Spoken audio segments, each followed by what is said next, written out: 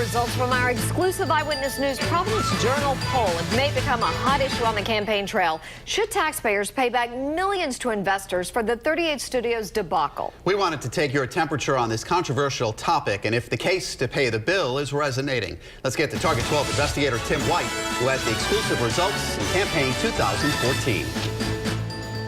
Say the phrase 38 Studios and you can almost feel the collective blood pressure in the state go up. Our poll shows paying back investors for the bond the state used to lure the company here is not popular.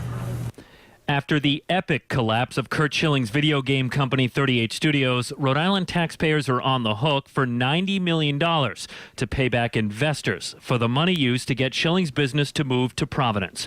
Our exclusive poll of 500 registered voters show 50% say they don't think we should pay the bond back. 38% say we should.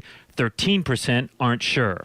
Well, obviously nobody really wants to have to be on the hook for that dumb decision that was made by the previous administration. Governor Lincoln Chafee was against the controversial deal from the beginning, but says Rhode Island must make good on its debt. It would have ramifications for years and years, and so that's why we're, first of all, pursuing a lawsuit very aggressively to get the money back and working very hard on that. It could be an issue in the campaign. Eyewitness News analyst and pollster Joe Fleming says 38 Studios is such a hot-button issue.